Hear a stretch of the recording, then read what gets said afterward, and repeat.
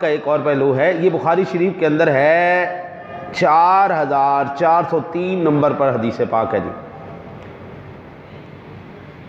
ظلم کی جو قباحت ہے اس کا ایک پہلو یہ بھی ہے۔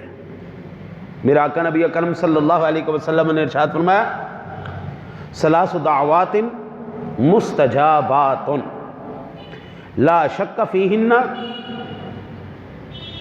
دعوت الوالد ودعوت المسافر ودعوت المظلوم۔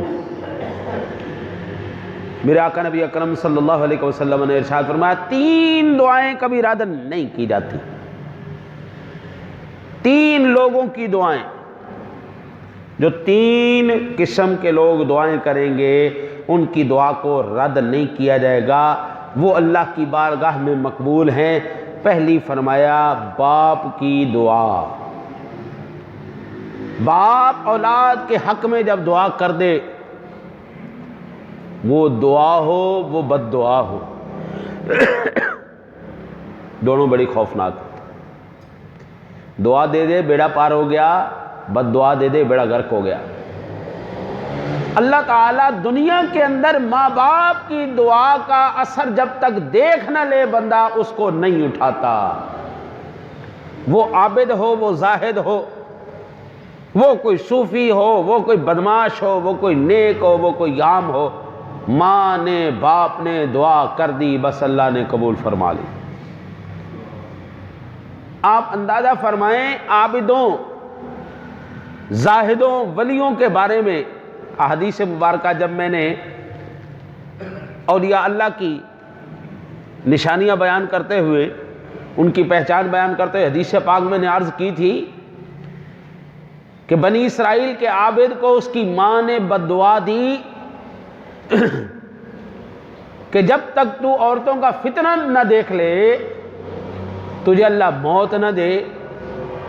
اللہ نے اس پر کیسی پکڑ کی، اس کے تمام جتنے بھی وہ عبادت خانے کا سلسلہ تھا ان لوگوں نے توڑ دیا، مارا اس کو۔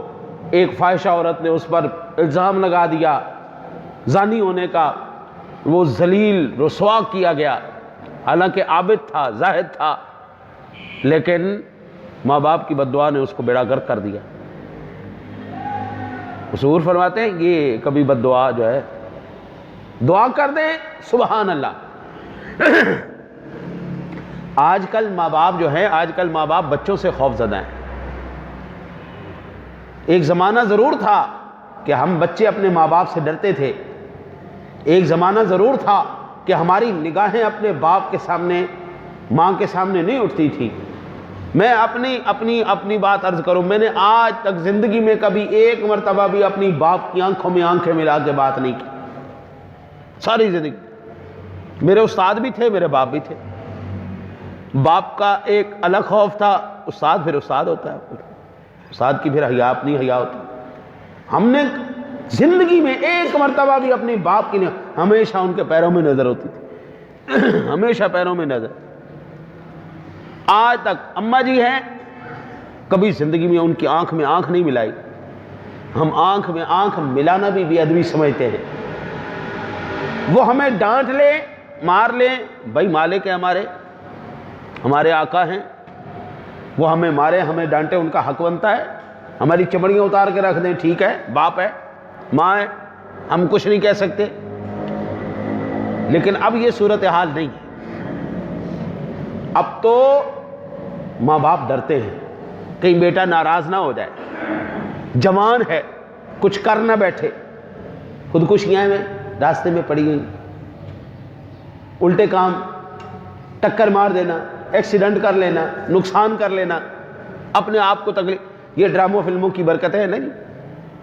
جتنے ڈرامے دیکھیں گے پھر ڈرامائی دنیا ہو جائے گی، اولاد بھی ڈرامے باز، ماں باپ بھی ڈرامے باز، دونوں فلمی ہو گئے۔